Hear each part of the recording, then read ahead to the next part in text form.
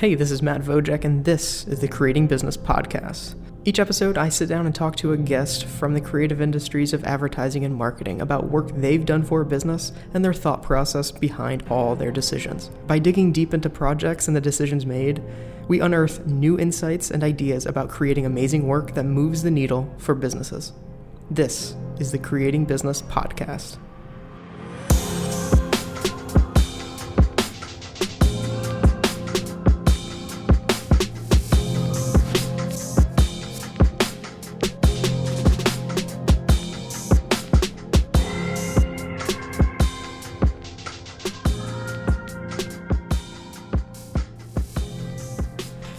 All right, so the project in question this week is the Columbus Book Project by Alexia Winfield. This is something that I saw come out. It was either a year, I think it was a little over a year ago, or maybe two. I can't be sure, but anyway, it's just so beautifully designed that you kind of need to know more, basically. And you start looking into it, and you realize that it's not just kind of a normal book. It's something that you can sense the passion behind. And I actually saw Alexia talk a little bit more about the details at Creative Control Fest last year.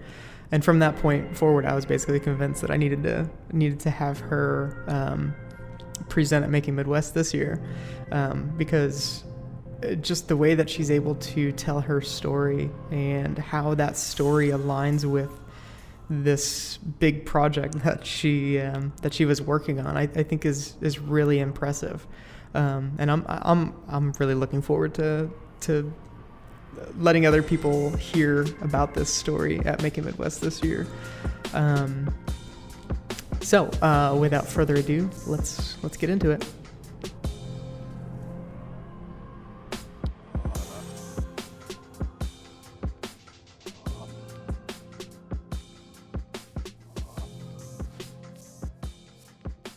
All right, so I am here with Alexia Winfield, and we are going to talk about a project called the Columbus Book Project. Yes. Right. Mm-hmm. So to kind of get us started, we want to kind of explore everything, right, about this, but I want you to start with just kind of a basic kind of maybe paragraph description on what is the Columbus Book Project.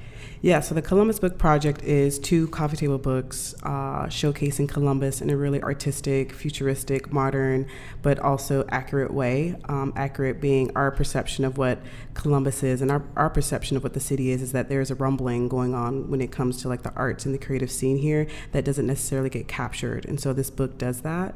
And we, across the spectrum, featured neighborhoods, food, arts, events.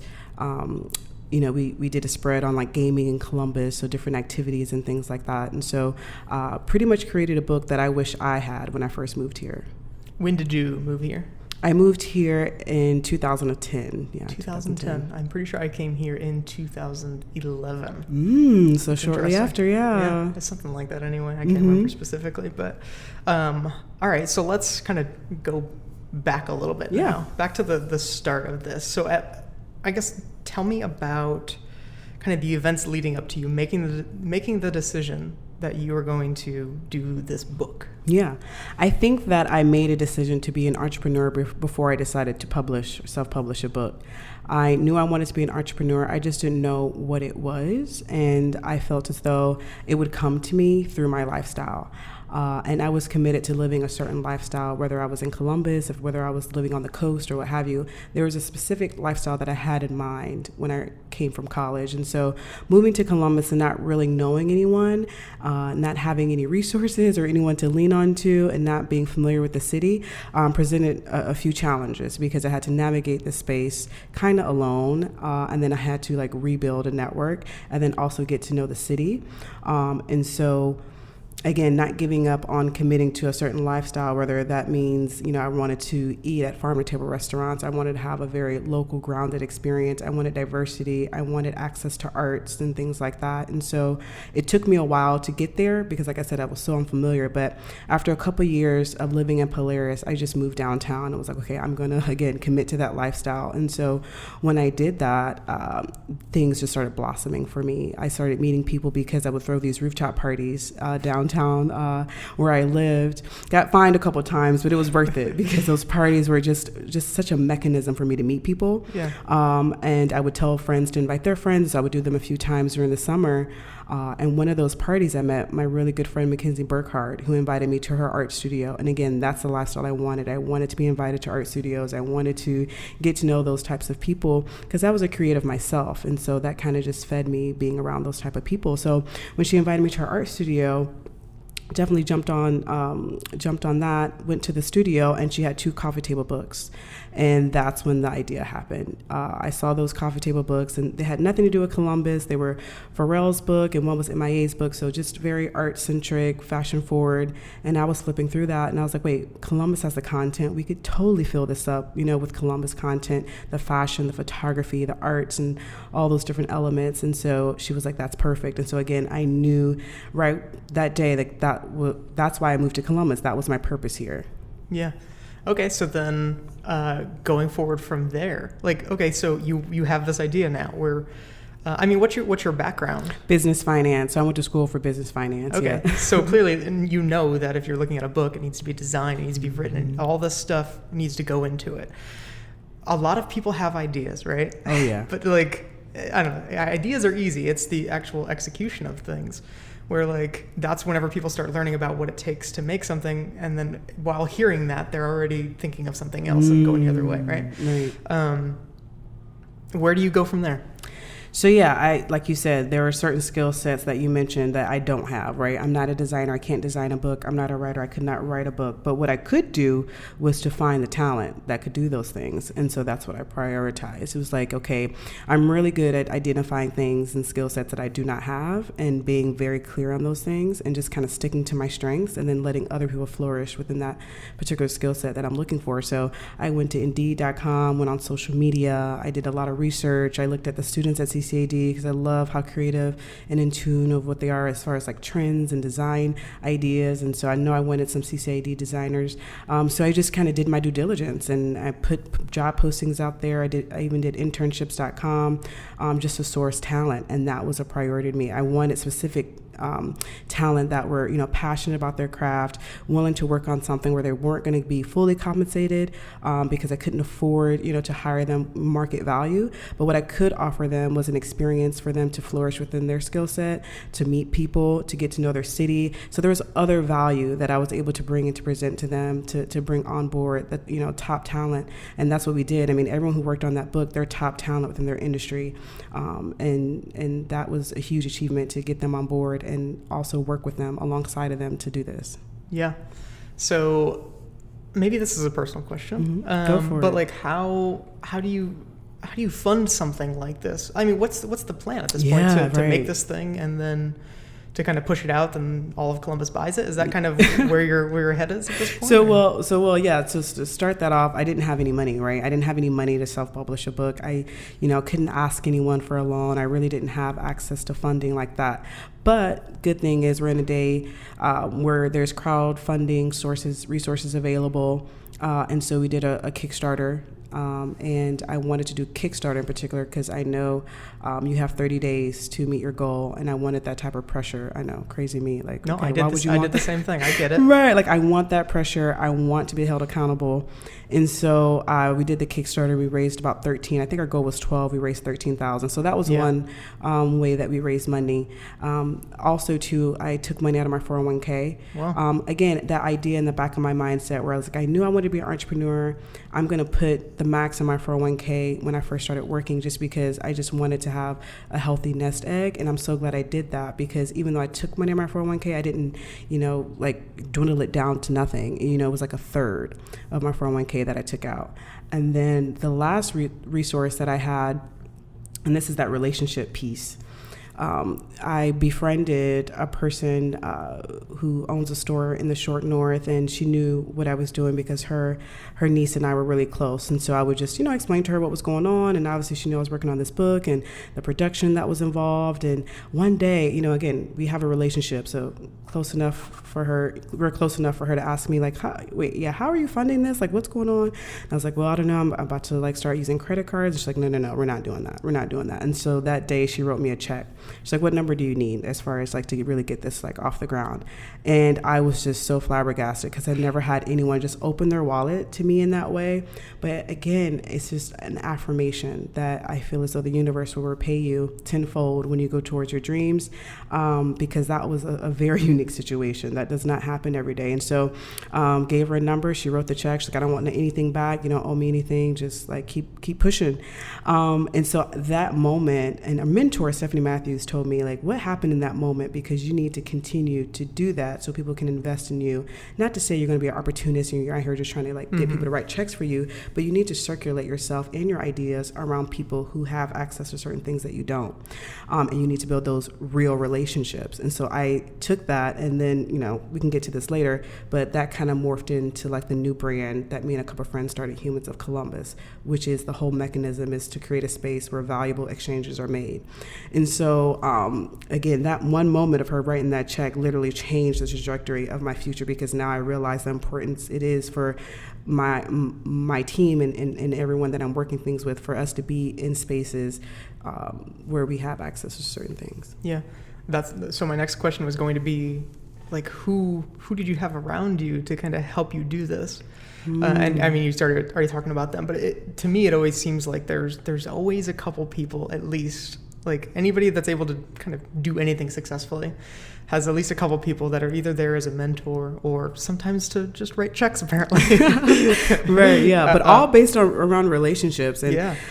Okay, so the people I had around me were a lot of the folks that were on the book, that were helping, publish the book. So my lead writer, my editor, Amy, lead writer, Rosemary, my project manager, Bridget, my mentor, Stephanie, lead photographer, Stephanie Matthews. So these people that were tasked to work on the book also were people that I was able to lean on too.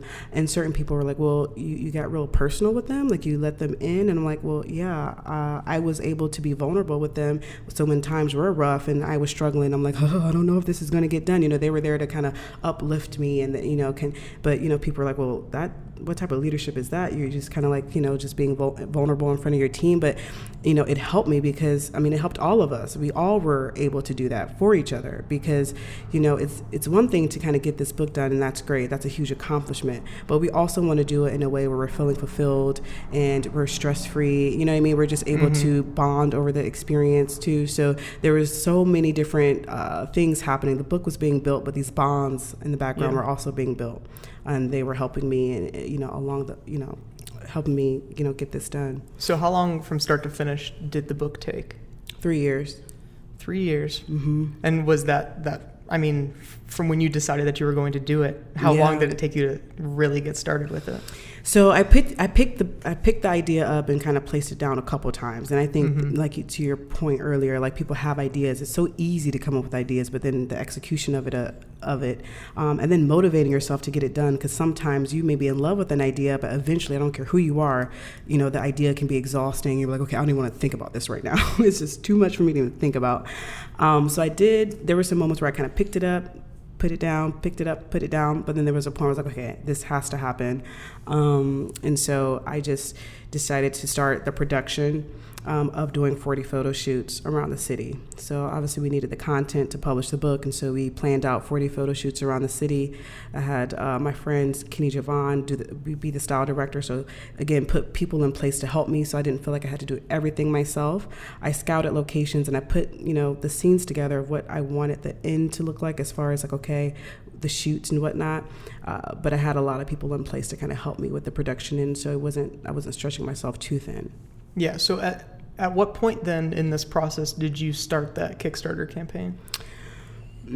I think we were at least 6 to 7 months in, at that point. We, already had content. We had already did a mock-up or a test of one photo shoot, and we actually took content from that shoot and kind of laid it out in a book format to kind of see, okay, what story are we telling, and what's the tone and whatnot. So we did our first mock-up at Yellow Brick Pizza. We pulled clothes from a local fashion boutique, and we had Revolutional Cycles bring some bikes. And we just had like all these different brands and whatever part of this one shoot. And so we learned so much from that one shoot, and we kind of used that to then feed in like the whole production of the 40 photo shoots over 3 months. That's impressive.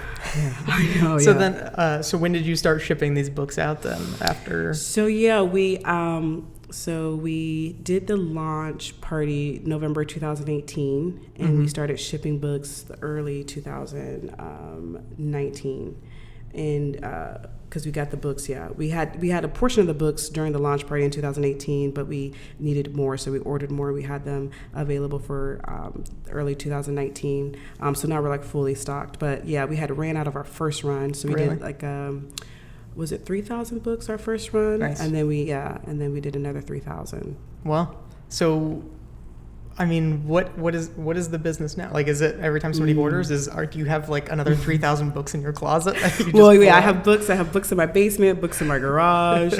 But it never gets old. Every time an order comes in, like I had an order go to Alabama. What was it? A few days ago. I had an order before that go to Florida, and I just love seeing the books kind of just travel even outside of Columbus. Yeah. So right now, I mean, the business is more so like sales and marketing. So we just market it, and ship. Customer service every now and again when people have questions, but now that the book is done, the product is available, and now we just have to like ship it.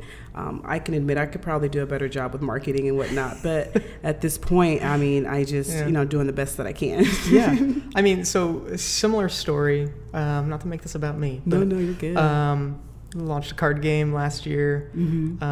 Sold over 1,000 of them. And same thing where I got 3,000 in the first batch, and you focus, I mean, for me anyway, I focus more on that creation side. I didn't focus on that business side as much. I wasn't really prepared for it to go in that direction, but at the same time, I'm like always along for the ride, right? Where it's like, wherever it takes me, I'm going to go. Yeah.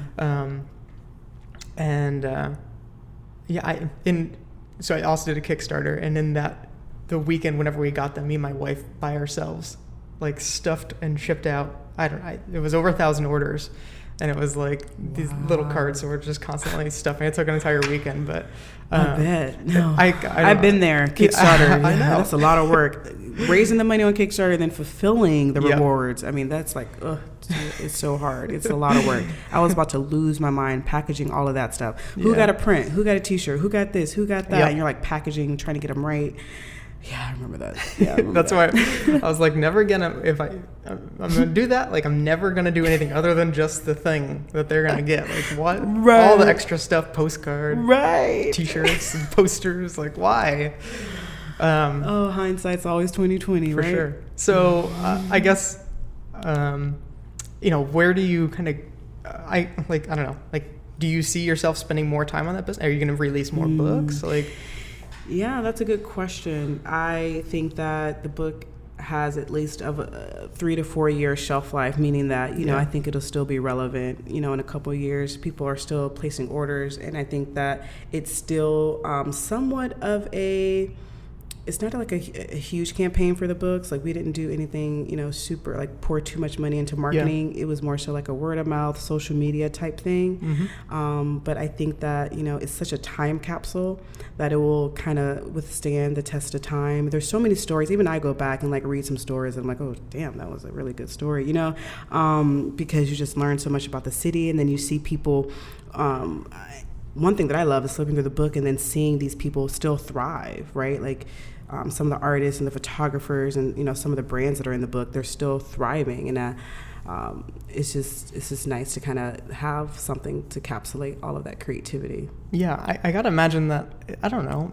maybe it doesn't serve as like a journal for you or anything like that, but like I'm sure there's memories like over that course of those 3 years. Like there's gotta be some like I don't know, big memories that certain pages might remind you of and stuff like that. Is that true? Oh, absolutely. Yeah, I'm sure. Yeah, for the whole team, all the different. I mean, we touched every single portion of the book. I mean, the whole team did. We even had 2 focus groups. So as we were doing, putting the book together, we would go back to this focus group and we pulled people from different areas within Columbus. So leaders, artists, people within different art organizations. We wanted their feedback as we were going through putting the book together so we could make final decisions on different directions that we're going in, and they would change the book a little bit based on their feedback. So that was nice, and I think that having some research from your potential customers and people within that industry definitely shapes the product. So I would definitely encourage people to kind of test their product before it kind of goes full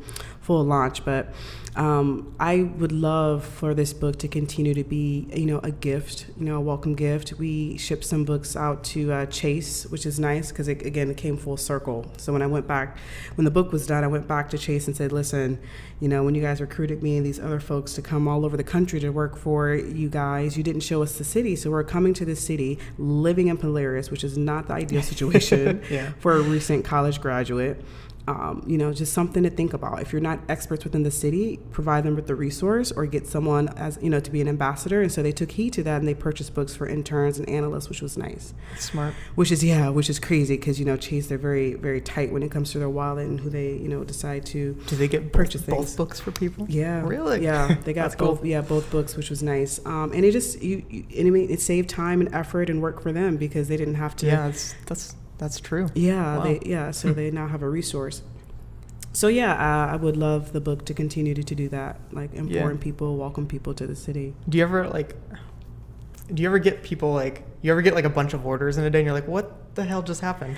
I wouldn't say. I probably more so like there was sometimes someone ordered like 4 sets. I'm like, okay, okay, that's great. Yeah. There are times where I'm just like, what's going on? But you just never know when people, maybe someone, because now I get a lot of the books are everywhere, which I'm like, good, they should be, right? Yeah. But, because they're at different coffee shops and things like that. Mm-hmm. So you just never know when someone may just like look through one of these at a coffee shop and be like, okay, I need this for someone or need, so. Yeah. So I assume you ship all over the country, right? Mm-hmm. Have you ever shipped out of the country? I haven't shipped out of the country, but there's an artist. His name is Paul. He did a lot of artwork for Brewdog, and they flew him from Scotland to do a lot of the work in Canal Winchester and like the Short North and Franklinton locations. And we randomly met through a friend, Jacob Tanner, who's an artist in the book. But we randomly met, and Jacob told him about me, and we started talking about the book. And so he bought a copy of the book set and took it back to Scotland. So I was like, you better send me a picture of that. But they're there.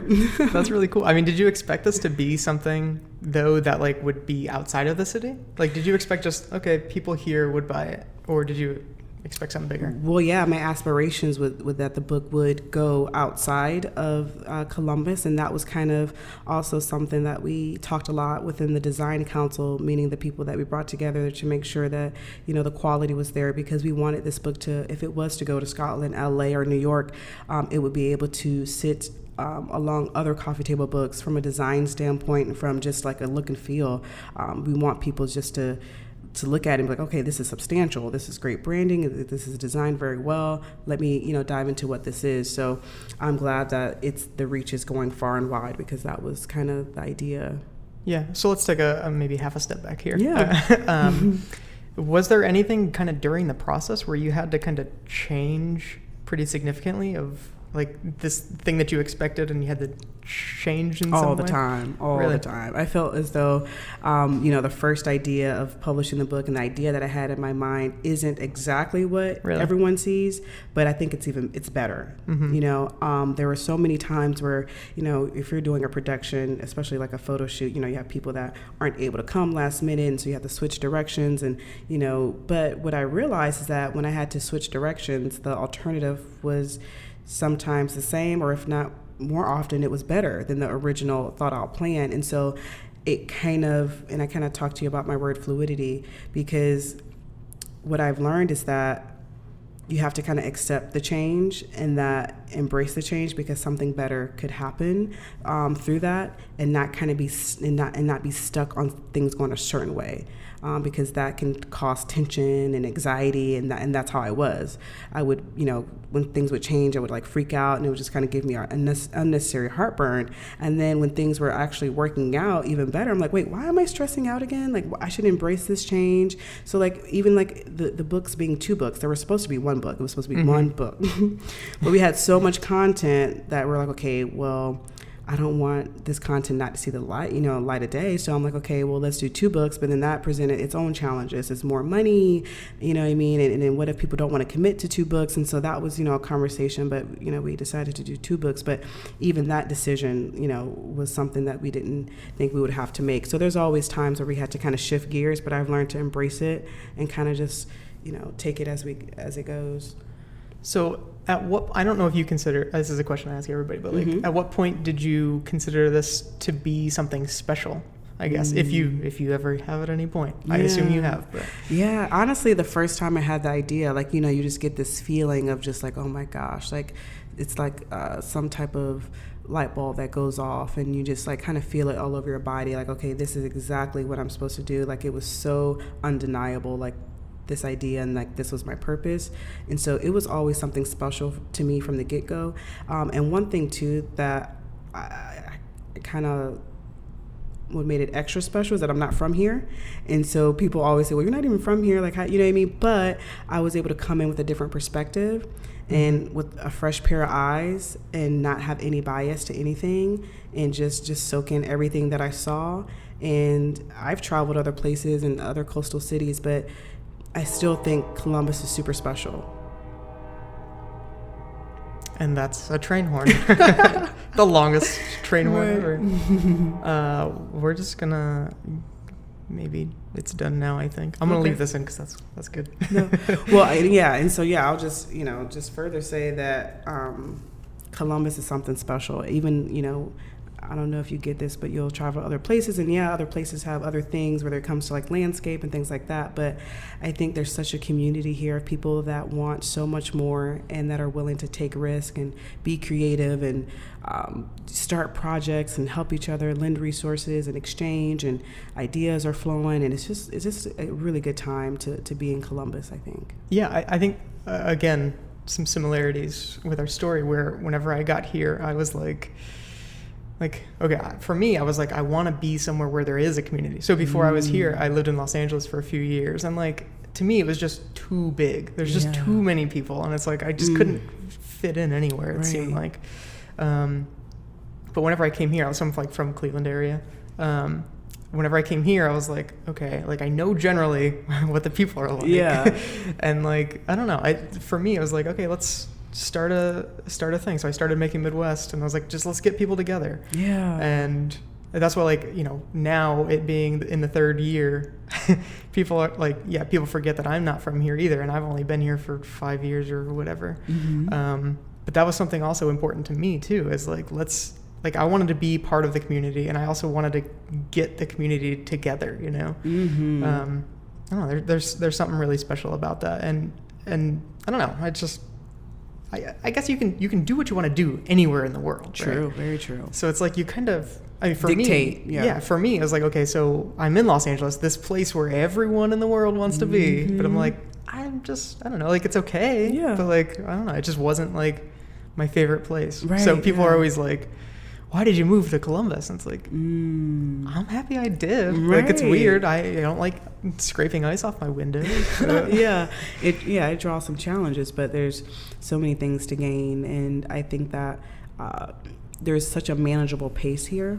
You don't have the hustle and bustle of the New York, and the stress that in itself gives you, the quality of life that you're able to have here. You're able to travel and kind of do different things, because the cost of living is relatively manageable. But so far I love Columbus, and it's funny because I feel like I have friends that live in those cities, like the LAs and the New Yorks, and they look at my feed and they're like, wait, are you still in Columbus? I'm like, yep. I'm like, I guess we got to make our way there, because it seems like a lot's happening, and and I was telling my team recently too, I'm like, it doesn't matter where you are in the world. If people see you doing, dope shit, creative stuff with some really cool looking people, and you want to be there. You don't care where it's at. Like, okay, what are they doing? That looks cool.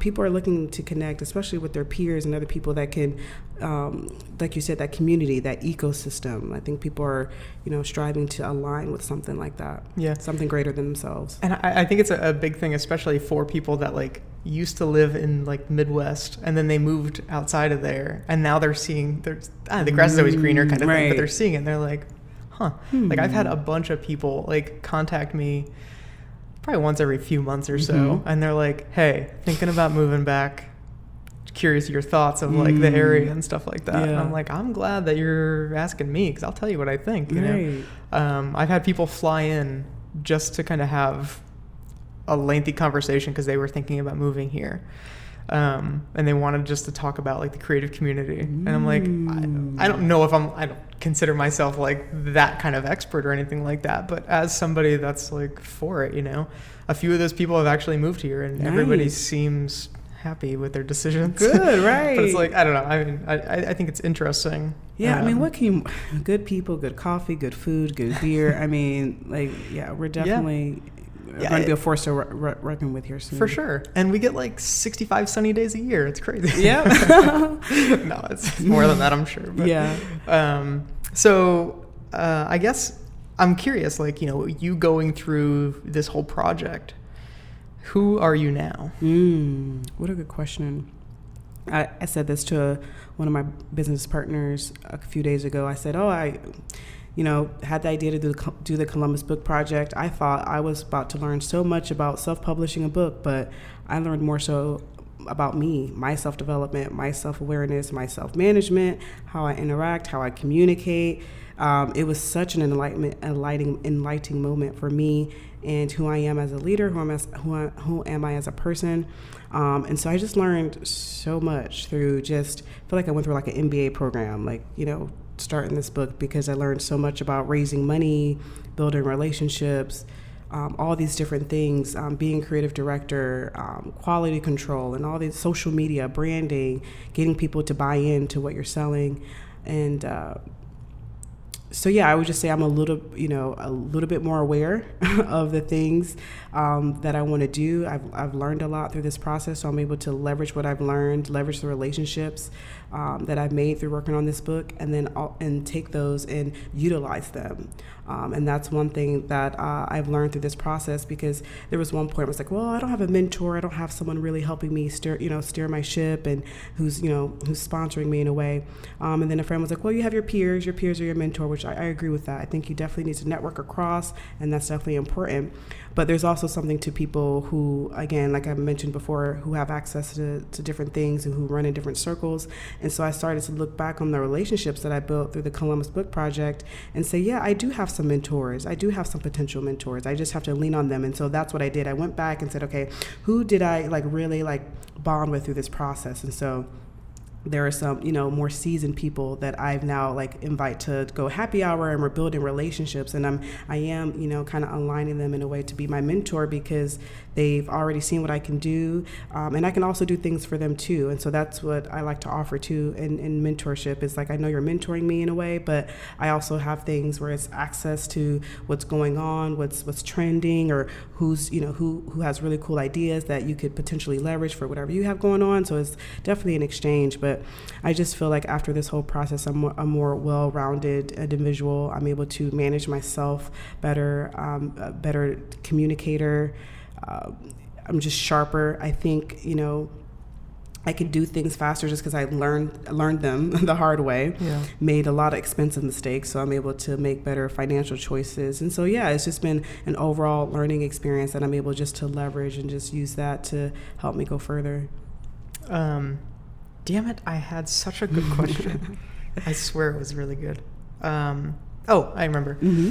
So you go through this entire process. It takes all this time, and you're learning all these things along the way. Like, how do you control yourself at this point to not just keep doing more of those things? Now that you know the path to take, how do you not just keep going down that path, or do you? When you say go down that path, what do you mean? Like, so for specifically for a book, right? Like, how do you not just go be like, okay, as soon as that one's successful, like, all right, let's go back to the lab. We're going to make another book. Okay, yeah, that's a good question. So it's funny because I never thought that I would be a book publisher. I just thought a book would be the best medium to showcase that content. So it wasn't like I was, sold on a book or just, enamored with the idea of publishing a book. I was just enamored with the idea of showcasing talent and creativity and connecting people with those things.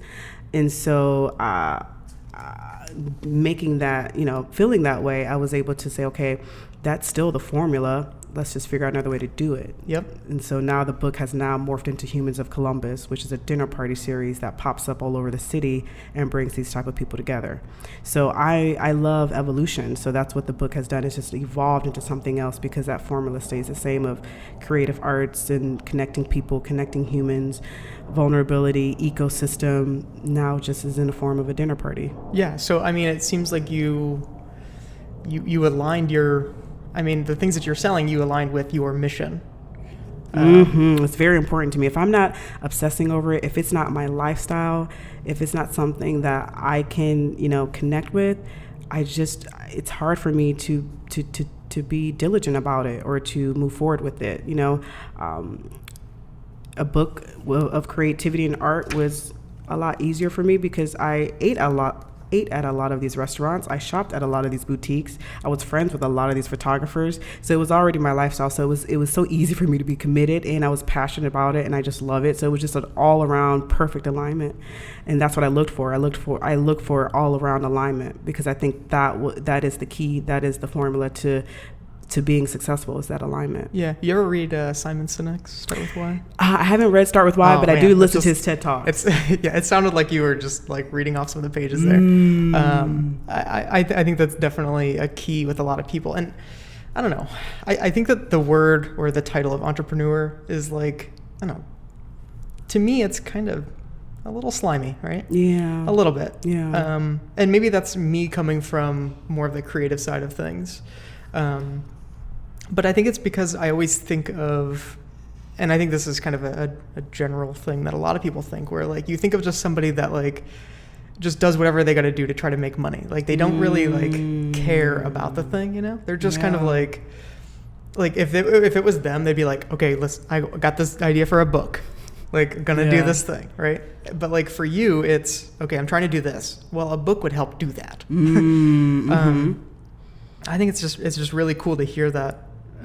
Just hear it in real life, That's exactly what it is. But that also presents a challenge of, my word. Another word that I have this year is monetization, because at the end of the day, a business does make money. And so that's the component that we're trying to always think through is monetization, because we don't want to exhaust our personal finances and, exhaust things like that. So we have to figure out ways to, provide a value and get funding in exchange. So that's something that I'm learning and trying to get better at. Yeah, one of the things I was talking about on the last episode was how I love making money, and it's not like about like filling up my bank account, but it's that transaction of like when someone parts ways with their money, it's like they're giving you confidence. Commitment. It is. It's a commitment, and like they like believe in you, right? And that's, I don't know, I guess it's kind of some sort of affirmation, but like to me, I don't know, like whenever you're making money, it means that people are believing in what you're doing. So it's good, you know what I mean? And so it's like you got to find more ways to kind of keep doing that good, but well, we'll have to talk offline about that. Some of your money making ideas. See, that's my problem, is that whenever I mean, I don't know, I've always been like that since a kid, where I'm always like trying to find little ways to kind of make money. I mean, listen, when I was in high school, everything short of selling drugs, everything was legal, okay? But like at the same time, my mom got calls from the principal a few times. Yeah. When I say everything was legal, burning CDs with music that I downloaded, that probably wasn't legal. But, but like, I don't know, for me, I've always been like that, I guess. I don't know. And I do feel like some things are just in your blood. Like when you said, did I read the Simon Sinek thing? No, but I think there is like some intuition. And luckily I was, I kind of have some of this intuitively where I'll read it and it's more so like affirmation of, okay, yeah, that's exactly how I feel. That's what I've been doing. So I'm glad I've been doing that, right? Yeah. But then there's also times, obviously, when I learn and be like, okay, yeah, let me shift my perspective or let me kind of adapt this way. Yeah. And I think that there's something to that idea of like the people that have the ideas and don't actually like follow through with them. I think that a lot of times maybe it's just because it's not hitting that alignment with their mission, you know? Yeah, that's a good point, because my friend, she's been trying to start something, and she's been trying to start it. I'm like, okay, whatever you're doing, it ain't working. You either not passionate about it, or you're like psyching yourself out. Something's missing. So maybe you think of another idea that can evolve from this original idea, because something is keeping you not as motivated to get things done. And so I think, like you said, just looking to that alignment, because something's not aligned for you to continue with the idea. I think it's interesting. So I guess to kind of get to the final couple questions here, I guess, what are you working on right now? So I kind of mentioned it briefly. So we had the launch party of the Columbus Book Project at the Columbus Museum of Art. It was a Wednesday night. It was beautiful. It was like 300 plus people, and we had 4 living room sets in the large museum space. It was the new part of the museum. And we had 4 living room sets so people can kind of get some inspiration about how to style the books and whatnot. We had Jenny's Ice Cream. We had Cameron Mitchell cater it. We had 36 by 48 custom built metal frames actually built here at Idea Foundry, where we kind of printed out life-size pages of the books, and we had all different types of ways that you could kind of view the pages, because we had different installations or whatnot. But anyway, that event was literally a representation of the book, meaning that you saw so many different faces. There was, it was very diverse. It was very eclectic. You had people from different industries, so like art, business, entrepreneurship, design, you name it. Like every different type of genre was in the room, and everyone from that party was like, "Oh my gosh, I feel so good. I'm able to talk to all these different types of people. When is there another launch party? When is there?" I mean, I was like, "Well, the book doesn't do parties, right? We just kind of did the book, and then that's it. We're not in the business of events."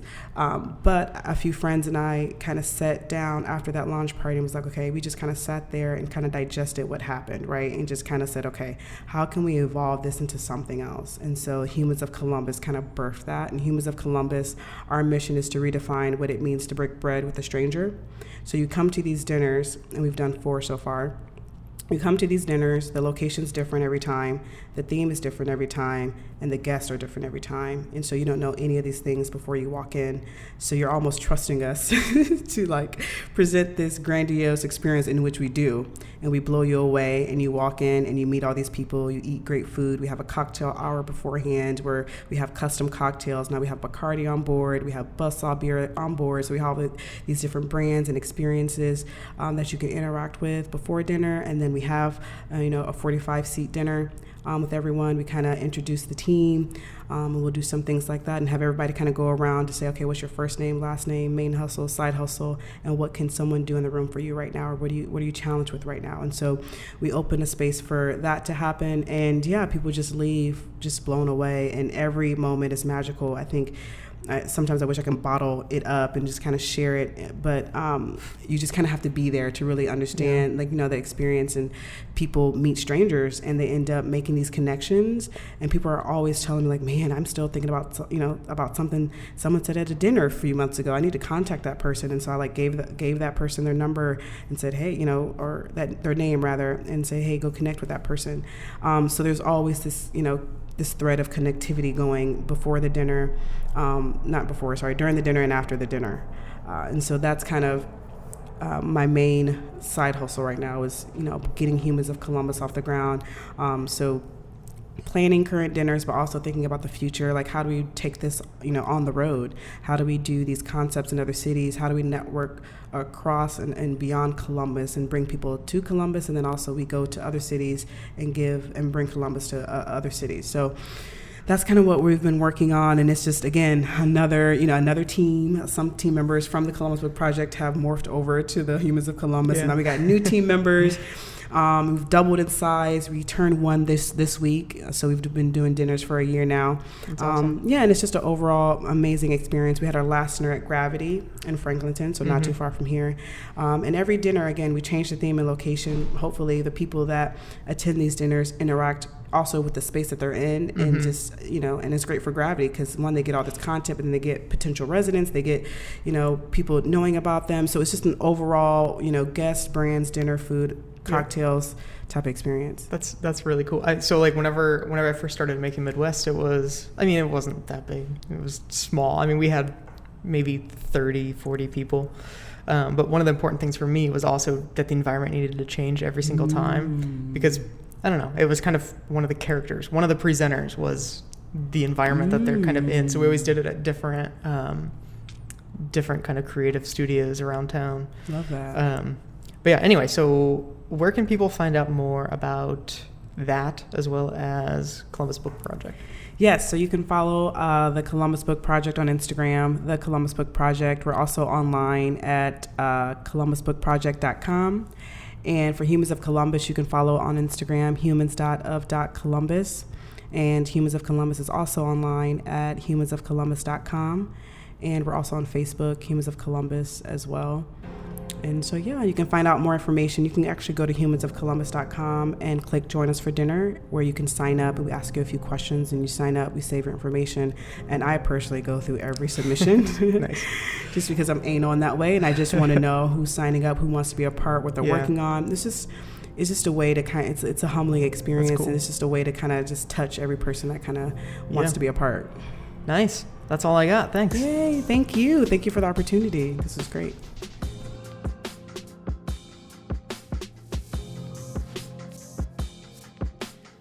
That was a great conversation right there. Alexia is super smart, and you can just, I don't know, she's her optimism, her passion is very infectious. And I can see how it would be easy that if you get surrounded by her, that you might be sucked into working on a project with her. But anyway, so there's three really big takeaways that I caught from this that I'd like to kind of talk about in this recap. The first one is, we talked about all these things, but like this first one of being that ideas are easy.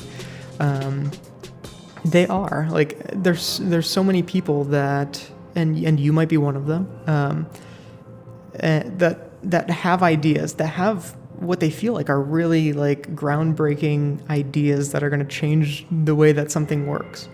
And for whatever reason or another, a week later, you never hear them talk about it again. And I've always wondered, like, why don't people always do that? Like, if they think that it's that important of an idea that they need to do, why don't they go for it? And, as we were talking, I really do think that, one of those things is that if you have this idea and you're really passionate about it for a minute and then all of a sudden you're not anymore, maybe it's just not in alignment with kind of your mission or your why, as Simon Sinek says. And to me, that it makes sense. If it's not in alignment, then don't do it. But anyway, so the next thing that I caught that we didn't really talk about too much is this idea of testing before you launch a product. There's so many ways to test all these different kinds of projects and products before you release them. And I think that this is something that people skip often, is like, let's see how it actually works whenever we give it to somebody. And let's, let them critique it let's let them say what they want to say about it and not feel bad, and know that you still have more work to do after you're done talking to them. Like, a lot of times people will ask, like, oh, hey, what do you think about this thing? And then you don't really know if you're supposed to tell them what you really think, because, like, maybe they're not going to have time to kind of keep going with it. So then you feel bad, like, well, I don't want them to, like, release this thing that is exactly the way that I, like, exactly how I said I wouldn't like it to be. But anyway, like, you know, as an entrepreneur or as somebody that just is trying to release some sort of product or project into the world, I think it's important to work with others and not care so much that the idea changes or that the actual execution may change, but to kind of, I guess, be fluid or have fluidity, as she was saying. It was, you know, earlier before we started recording, we were talking about how that was one of her kind of important things this year for her, is to not be so kind of set in doing things a certain way, but to kind of go in more of a direction and be able to, I don't know, change directions a little bit, but get to the same result, basically. And I think that's super important. And I was just kidding. I only have 2, not 3. Okay, so if you enjoyed this podcast, which I know I did, you can subscribe. We're on iTunes, Stitcher, Spotify. You can check out those places right there, and you can subscribe. You can even leave a review. That'd be pretty helpful. But hey, only if you like it. And if you're listening this far, I'm hoping you did. All right, that's all I got. Bye.